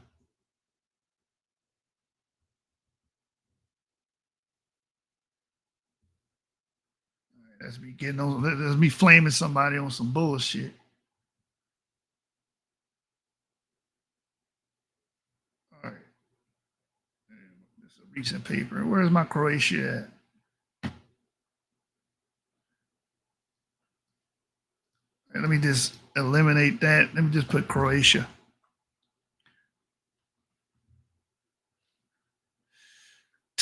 These migrants localized. I hate when I can't find. Oh, well, here Avery put it. New remains of EM2 in Croatia, approximately 1,550 years old. Samples EM2 number 133886 on branch EZ6025. The sample contains large ancient origins from Neolithic Morocco, approximately 70%. The remainder is either from Neolithic Iran or the steppe.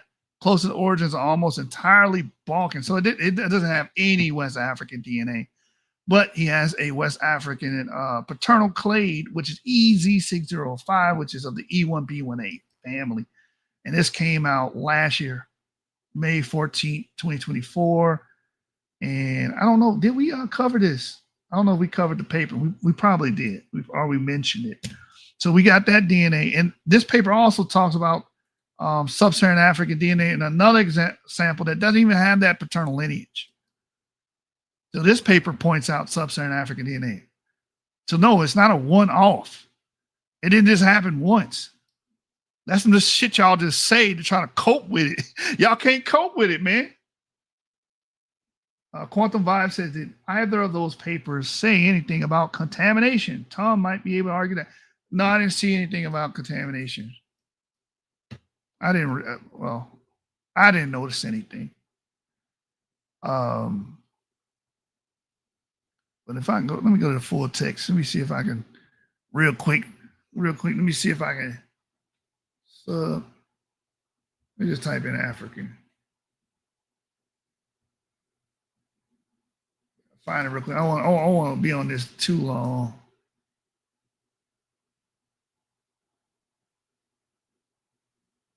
Come from Iran, Morocco. Okay. All right, so I can't find it. So I'm going to skip to the next one. Then we had another paper. Let me go to it real quick.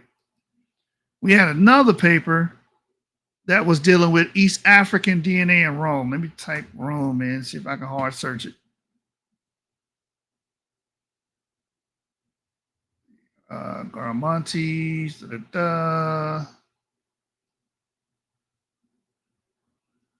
How about this East African?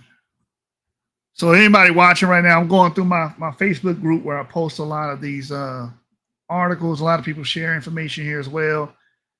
Everybody's free to share anything here as far as research goes, DNA goes. But I also put a paper in here dealing with the East African genome found in Rome. And since I'm live now, I can't find it. I literally just read all of these before I even logged on. Now I can't find it. It's the East African Rome. Let me do that.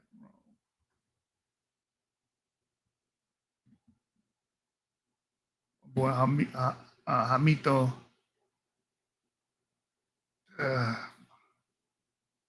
Now I can't find it, man, because I'm live and I need to show y'all. Well, anyway, that paper also showed that there was a sub-Saharan African DNA in early Rome. I think it was 3rd century, and it was East African. It was an East African migrant that made their way all the way to, I think, somewhere in Central Europe, if I'm remembering the paper correctly. And I'm just reading this to show you that, again, you do have sub-Saharan African migrations that took place, and individuals migrated into what is now known as Europe during the medieval period and ancient times, so on and so forth. And I can't for the life of me find it in my damn notes, man. This is what the whole purpose of me going to this, because it's supposed to be quicker than going to Google, than going to the paper, than hard searching. Because I got screenshots of this shit. Let me just type in sub-Saharan DNA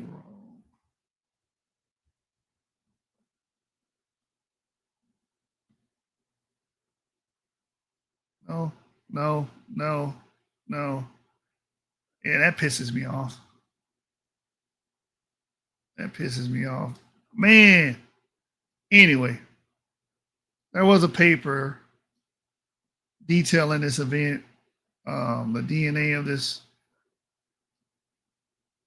individual was sequenced. I believe it was the paper last year. We got a lot of Roman papers last year, And that was one of them. And we did cover it here on the channel. I read from the paper, broke it down, explained it. Again, these papers dealing with the human genome, dealing with ancient DNA, it keep busting you racists upside the head, man.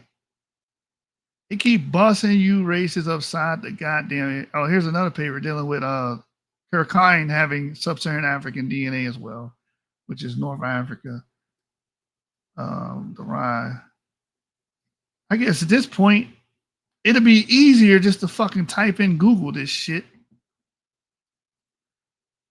But, oh, this goes with it too. L28. Hold on. Go back. So this is what I was discussing here earlier. A western route of prehistoric human migrations from Africa into the Iberian Peninsula. It says ancient West African women, L2A1, in ancient Spain around the time an E1B1A sample was dated to in France. But we do have an E1B1A sample that is in France. I haven't seen anybody or anything produce any up-to-date science to say that it wasn't. So that'd be another example of sub-Saharan African DNA, L2A1 in E1B1A in ancient Europe. And here's the open quote CLV 20126, the 3600 year before present individual from Cordoba was assigned to L2A1I, a typical sub-Saharan haplogroup, to our knowledge never described before in ancient individuals outside of Africa, close quote. Open quote. However, in present-day populations, haplogroup L2A1I is most frequent in West Central Africa, but also in the Caribbean and USA as a consequence of the transatlantic slave trade. Most remarkable, the subclade L2A1I2A, comprising 5 different haplotypes, occurs only in modern DNA samples from Poland. In addition, there are no members belonging to L2A1I in present-day samples from North Africa, close quote. African women have an older presence in Spain as well. Open quote, there is L2A1K, a haplogroup that perhaps has evolved locally in Europe since 13,000 years before present, like we brought out earlier. So just to buttress and recapitulate what we've been saying this whole time, like this is something that has been going on for thousands of years. It's a recurring event. It's not a one-off like my man Pots and Pans said. My man Pots and Pans, Sir Atmos was saying it's a one-off. It was just a one-off. Bro, you're defeated. You're defeated.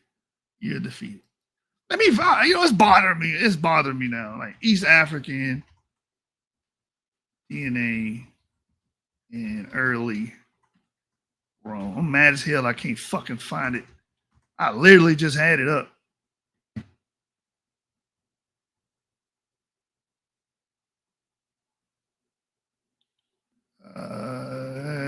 Stanford research to lay out the first genetic Cosmos magazine.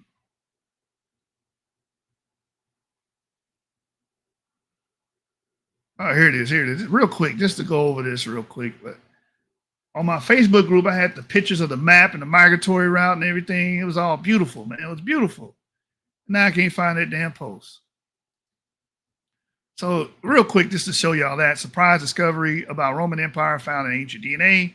Ancient DNA from the rise and fall of the Roman Empire reveals Italian ancestry had little detectable influence on Balkan Peninsula populations, despite the empire's cultural supremacy in the region. Compelling research drawing on the triumvirate of genetics, archaeology, and history uncovers new insights into the social and demographic history of the Roman Empire.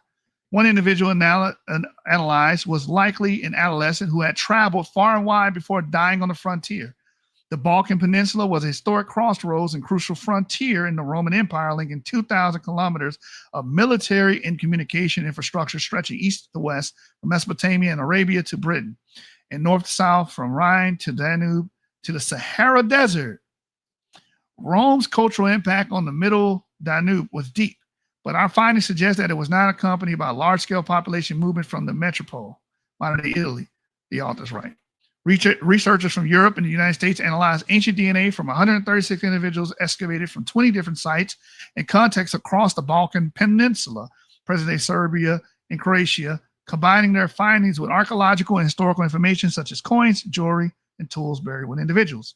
The sites include Roman colonies, military fortresses, and early medieval necropolises spanning the rise and fall of the Roman Empire. Open quote, despite the exceptional number of Roman colonies in the region and the large military presence along this frontier, there's little ancestry contribution from populations long established in the Italian peninsula, close quote. However, their new analysis reveals other patterns of migration. During the High Imperial period, that's 1 to 250 current era or CE, about half of the individuals analyzed from Roman towns, including the Viminatium, Tragurium, and Mercer, appear to be direct descendants of Balkan Iron Age populations.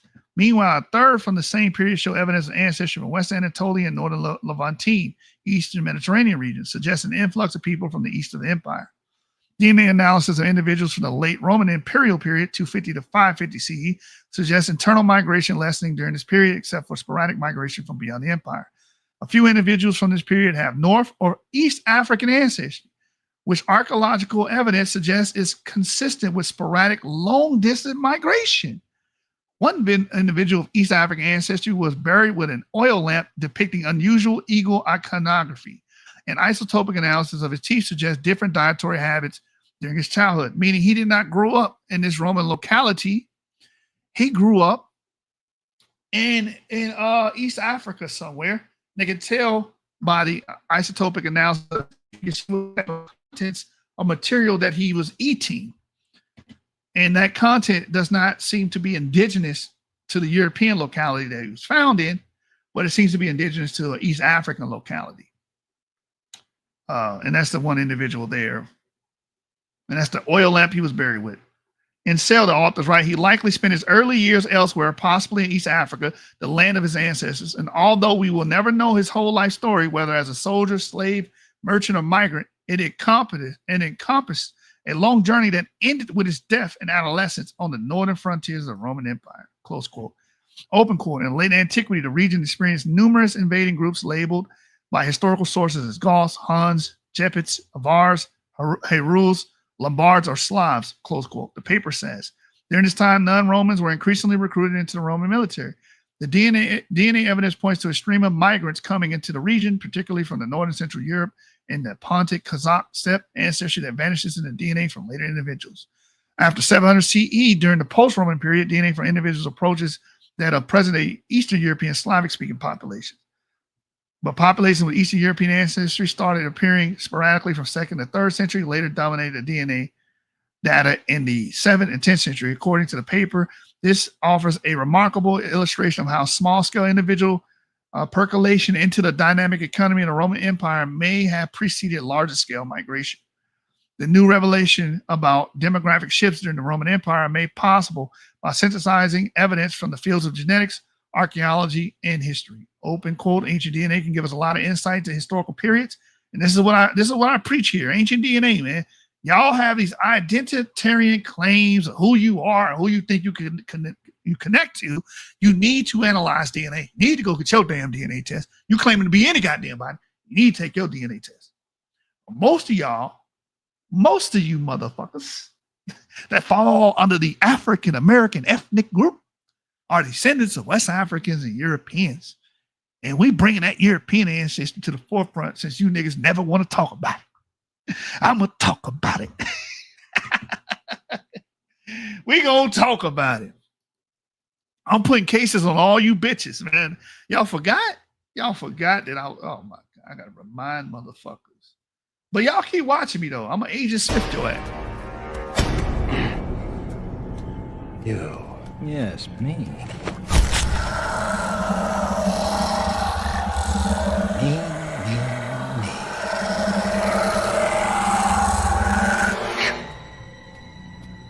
Me too. Me too, man. I'm a Agent Smith your ass with the swiftness, man. You're gonna come on my channel, you're gonna keep watching.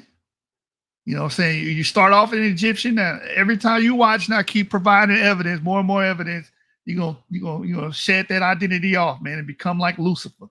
Because I am the light bearer. Y'all living in darkness. I'm here to bring you into the light. You know what I'm saying? I'm trying to bring you into the divine radiance and get you out of that identitarian bullshit. All that identitarian bullshit that you believe in. We trying to get you up out of that. Somebody gonna get the message. We preaching the real gospel. You know what I'm saying? We trying to take you out of that black Hebrew Israelite bullshit you in, that Afrocentric bullshit you in, reverse skinhead shit.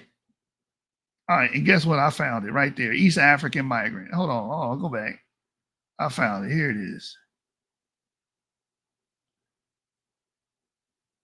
I literally just right here. Here it is. Here it is. Here. East African migrant discovered in the ancient Roman territory. This is what I was looking for earlier. As you guys can see, this is why I want y'all to see the map. Look, the East African Mediterranean, Eastern Mediterranean related ancestry. But if you look down here, Eastern African related ancestry appearing in this Balkans region around the 1st and 3rd century CE. First millennium Balkan gene pool, including Eastern African related ancestry. So substratum of sub-Saharan African ancestry discovered here. And the paper says migrants from sub-Saharan Africa and North Africa. Our newly reported data also revealed sporadic long-distance mobility. 3 men who likely lived in the 2nd or 3rd century CE fell outside European and Near Eastern variability, close to present-day and ancient Africans. Proximal QP atom modeling confirmed these observations, with 33% and 100% North African ancestry for individual I26775 and I32304, respectively, whereas I15499 could be modeled using only ancient East African populations, supporting an East African ancestral origin and agreeing with its uniparental marker, mitochondrial DNA L2A1J and Y chromosome E1BV32. Both common in East Africa today. The individual East African ancestor was buried with an oil lamp depicting Jupiter-related eagle iconography, not a common finding in the Viminacium graves. Isotope analysis of tooth roots showed that he was also an outlier with respect to dietary habits during childhood, with elevated, whatever that is, C values, indicating the likely consumption of marine protein sources, unlike individuals from Piravalj and other necropolises whose values were similar to Roman period population from Sirmium and consistent with largely C3-based diet with a significant portion of animal protein consumption. Thus, he likely spent his early years elsewhere, possibly in East Africa, the land of his ancestors. And here's the article here, Genetic History of the Balkans from the Roman frontier to Slavic migrations. All right. So on my notes, I went over E1B1A in Wyro, England, E1B1A in Croatia. I went over the East African and the Roman territories of the Balkans. And we even went over L2A1 being about 4,000 years old in ancient Europe, in ancient Spain, Iberia. So pointing towards long-term migrations from West African or Sub-Saharan African groups in general into what we now know as Europe. So we're going to keep doing this, man. This paper just came out. We're going to keep busting y'all upside the head with genetic data, genetic analysis, genetic information, killing your thoughts and ideas about how race is supposed to work. And, oh, races, we're completely separate people. Shut the fuck up. Sit your ass down. Sit your ass down. Sit your ass down. Yeah, man, it's time, man. It's time that we're gonna keep cracking the whip on you niggas, man. You know what I'm saying? Like your European ancestors did. So keep getting upset. I'm upset. You know what I'm saying? And I'm gonna keep putting cases on all you bitches, bro. I'm putting cases on all you. Okay. All right. I'm putting cases on all you bitches. So, man, the paper was a beautiful paper. 2 individuals having West African DNA, mostly paternal derived, creating, all white Brits, off-white Brits, white tan Brits. Just hit a lick for 50 more bricks, balling like a bitch. So you already know, man. We out this piece, man. Look, it is what it is. West African men, they was introducing the Mandingo element. It was piping the white girls down. If it ain't snowing, then I ain't going. We out, man. I hope somebody learned something today. Peace. It's your boy Yo Gotti. Yeah. Gucci Mane LaFleur. My nigga Ralph in here. Zaytoven on the beat, nigga. And it's a street nigga holiday. My nigga DJ Holiday. Yeah. Brits, all white bricks, all white bricks, like 10 bricks. Just hit a lick for 50 more bricks. Ballin' like a bitch with all these bricks. 36 zips, that's a whole chick. Want a bad bitch, gotta have bricks. Yeah, that makes sense. Yeah, I make hits, but I still take. So I can see, yo, I'm a fool with the snow. They think I'm putting VVS jewels in the coke. My watch a cool 100, paint job a cold 20. And after this flip, I'm quitting the trap cold turkey. Psych, the pack in and I'm working. Drought season in, charge your ass the whole 30. But right now you can get it for a low number. This fish scale white, same color my Hummer. Zone 6, polar bears never see summer. It's winter all year cause the birds fly yonder. 95 Air Max cause I'm a dope runner. I'm ballin' like an athlete but got no jumper. It's bricks, all white bricks, all white bricks, like 10 bricks. Just hit a lick for 50 more bricks. Ballin' like a bitch with all these bricks. 36 zips, that's a whole chick. Want a bad bitch, gotta have bricks. Yeah, that makes sense. Yeah, I make hits, but I still take bricks. I'm like a waitress in the trap, I got something to serve. And 16 balls, same price for a bird. What you need, a bird? Or a couple pounds? I'm on Cleveland Ave, you know my side of town. So many bricks, I can build my own apartment. You better have a check when you come in my department. Yes, I break them down, and I sell them whole. Try me, watch a whole crew fall like some dominoes. I got a trap house and a trap car. 100,000 off a cap, that's a trap star. All this smoke got me feeling real nauseous. Riding with them bricks got me feeling real cautious. Bricks, all white bricks, all white bricks, like 10 bricks. Just hit a lick for 50 more bricks. Ballin' like a bitch with all these bricks. 36 zips, that's a whole chick. Want a bad bitch, gotta have bricks. Yeah, that makes sense. Yeah, I make hits, but I still take bricks. Tony Montana, all I have in this world is my 100-round chopper and my white girl. Oil-based bricks, shit hard to cook. Call the plug back, tell me got to. Know what that mean? This shit free. That mean none for him and more for me. I took some, I'm gutter, bitch. Don't trust me, dawg. This that no Memphis shit. Old school, new Porsche. Couple choppers just in case they wanna go to war. Bricks, AKA my best friend. 28-inch rims, call them grown men. Dope stepped on, call it stepchild. I got that Slim Shady, we call it 8 Mile. I'm from North Memphis, Watkins and Brown, Garden Street, and nigga, this my brick house. Bricks, all white bricks, all white bricks, like 10 bricks. Just hit a lick for 50 more bricks. Ballin' like a bitch with all